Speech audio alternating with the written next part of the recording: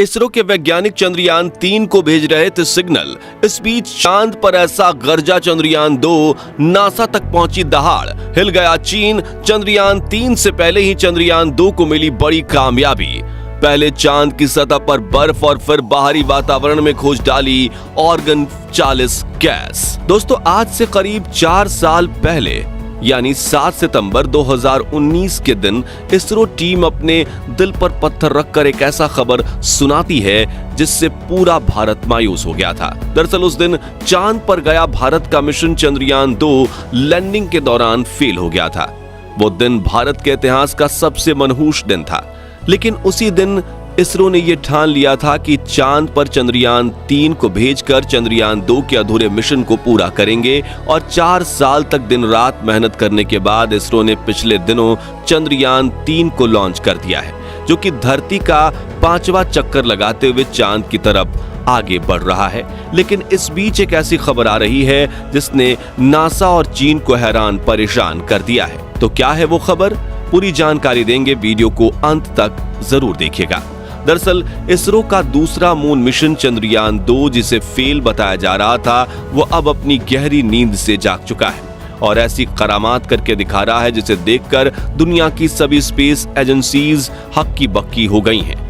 क्योंकि अपने लाखों डॉलर्स के मून मिशंस भेजकर जो काम वो लोग नहीं कर पाए, वो अब इसरो का वो मिशन करके दिखा रहा है जिस पर दुनिया ने फेलियर का ठप्पा लगा दिया था। हालांकि दोस्तों, इसरो को अपने इस अंतरिक्ष यान पर पूरा भरोसा था और जब चंद्रयान-2 का विक्रम लैंडर क्रैश लैंडिंग की वजह से तबाह हो गया था, तब भी इसरो ने कहा था कि हमने इस मिशन के 90 से 95% उद्देश्यों को पूरा कर दिया है।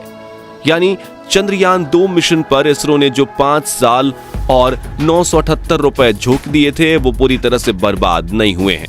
लेकिन उस वक्त नासा, चीन, सोवियत यूनियन और यूरोपियन स्पेस एजेंसी का मानना था कि चंद्रयान-2 ने अपने मुख्य उद्देश्य यानी लैंडिंग करने को पूरा नहीं किया है। मगर अब चंद्रयान-2 के ऐसे करामात हो गए हैं जिन्हें देखकर इन सभी की बोलती बंद हो गई है। दोस्तों, बेशक चंद्रयान-2 का विक्रम लैंडर चांद पर क्रैश हो गया था और उसके उपकरणों ने भी काम करना बंद कर दिया था, लेकिन इस मिशन में इसरो ने सिर्फ लैंडर को ही चांद की सैर करने नहीं भेजा था, बल्कि लैंडर को चांद तक ले जाने वाला बड़ा हिस्सा यानी ऑर्बिटर उस वक्त भी सही सलामत था और 100 किलोमीटर इंटू 100 किलोमीटर की कक्षा में हमारे चंदा मामा की परिक्रमा कर रहा था। और बड़ी बात यह है कि इसरो ने उस ऑर्बिटर पर 1-2 नहीं बल्कि 8 एडवांस टेक्नोलॉजी वाले पेलोड यानी उपकरण लगाए थे, जो चांद के ऊपर ढकी सफेद चादर से अंदर झांककर इसके अंदर मौजूद खजाने से पर्दा उठाने के लिए पूरी तरह तैयार थे। उस वक्त इसरो के वैज्ञानिकों ने यह बताया था कि चंद्रयान-2 का ऑर्बिटर बिल्कुल सही सलामत है और ये पूरे 7.5 सालों तक बिना थके चांद के चक्कर लगाता रहेगा और हमें चांद के बारे में डेटा भेजता रहेगा। लेकिन दोस्तों, वो समय ऐसा था कि लोगों की नजर सिर्फ चंद्रयान-2 के लैंडर पर टिकी हुई थी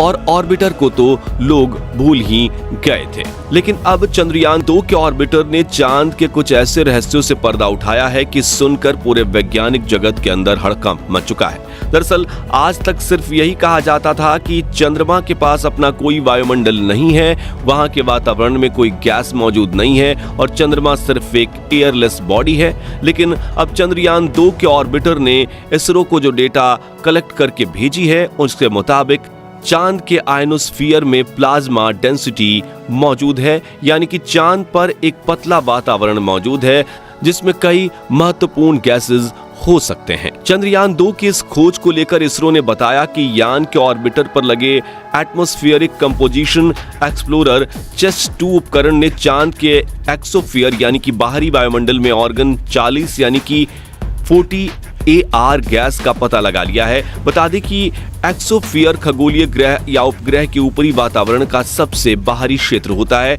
और यहीं मिली ऑर्गन 40 गैस की खोज से हमें चंद्रमा के बाहरी वातावरण के बारे में जानने में काफी मदद मिलने वाली है। इस खोज के बारे में आगे बात करते हुए इसरो के वैज्ञानिकों ने बताया है कि चंद्रयान-2 ने यह ऑब्जर्व किया है कि दिन और रात के दौरान इस ऑर्गन 40 गैस में भिन्नता दिखाई दी है। उनके मुताबिक जब चंद्रमा पर दिन होता है तो ये गैस कंडेंस हो जाती हैं, आसान शब्दों में गाढ़ी होकर जम जाती हैं और जैसे ही दिन होता है ये एक वायु की तरह ही रिलीज होकर वातावरण में रिलीज होने लगती हैं। दोस्तों, ये चंद्रमा के वातावरण की सबसे बड़ी खोज इसलिए मानी जा रही है क्योंकि अगर यहाँ ऑर्गन 40 गैस मौजूद है तो हो सकता है कि डीप ऑब्जर्वेशन करने पर हमें चंद्रमा के वातावरण में मौजूद शेष गैसों के बारे में भी पता लग सके। इसलिए हम इस खोज को दुनिया भर के वैज्ञानिकों के लिए एक उम्मीद की किरण जरूर कह सकते हैं। दोस्तों, बता दें कि ऑर्गन गैस खोजने के अलावा चंद्रयान 2 के ऑर्बिटर ने पिछले 4 सालों में चांद के कई रहस्यों से पर्दा उठाया है, उसके बारे में शायद हर भारतीय नहीं जानता होगा। लेकिन चंद्रयान 2 की हर खोज को देखकर काफी लंबे समय से नासा और चीन पानी पानी हो रहे हैं। जैसा कि चंद्रयान 2 के ऑर्बिटर पर OHRC यानी ऑर्बिटर हाई रेजोल्यूशन कैमरा लगा हुआ है, जो 100 किलोमीटर की ऊंचाई से भी चांद की बारीक से बारीक तस्वीरें खींच रहा है और इसने चांद के कई बड़े क्रेटर्स का पता लगाकर फोटोज के जरिए इनकी मैपिंग भी कर ली है। जैसा कि आप इस फोटो में चांद का जो क्रेटर देख रहे हैं उसका नाम मित्रा है, जिसका नाम भारत के जाने माने फिजिसिस्ट सीसी कुमार मित्रा के नाम पर रखा गया है।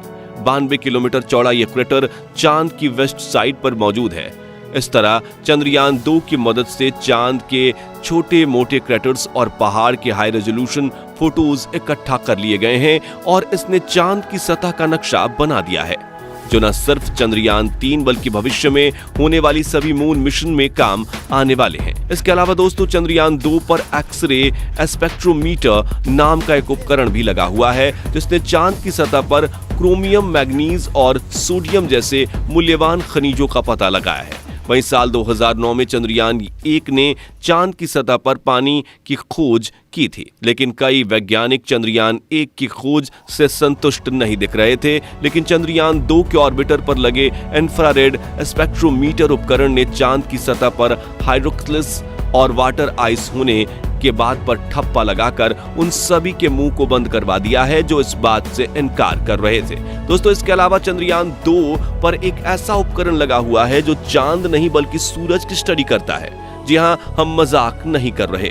इसरो के वैज्ञानिक हमेशा दूर की सोचते हैं और उन्होंने चंद्रयान 2 पर एक एक्सरे मॉनिटर लगाया है जो सूर्य की सतह पर हो रहे धमाकों की स्टडी करता है। इन्हीं धमाकों की वजह से सूर्य का आउटर लेयर यानी कोरोना काफी ज्यादा गर्म हो जाता है और इन्हीं की वजह से कई बार सूर्य से बड़े बड़े सौर तूफान निकलते हैं जो अपने आसपास वाले ग्रहों और उपग्रहों पर हमला करते हैं। अब अगर आप सोच रहे हैं कि पृथ्वी पर सौर तूफान क्यों नहीं पहुंच पाते, तो बता दें कि पृथ्वी के पास अपना मैग्नेटिक फील्ड यानी कि चुंबकीय क्षेत्र है जो इन किरणों को आसपास धकेल देती है और कई बार ये तूफान पृथ्वी के ध्रुवीय इलाकों में आसमान में चमक रहे ऑरोरा के रूप में दिखते हैं। जानकारी के लिए बता दें कि अगर हमें अंतरिक्ष में जाना है तो इन सौर तूफानों के आने का समय और तीव्रता के बारे में जानना काफी ज्यादा जरूरी है ताकि हमारे वैज्ञानिक इनसे बचने की तकनीक खोज पाएं, क्योंकि कई बार ये सौर तूफान इतने रौद्र रूप धारण कर लेते हैं कि किसी भी चीज को पल भर में जलाकर राख कर दें। और अंतरिक्ष में तो पृथ्वी का चुंबकीय क्षेत्र हमें बचाने तो नहीं आएगा ना।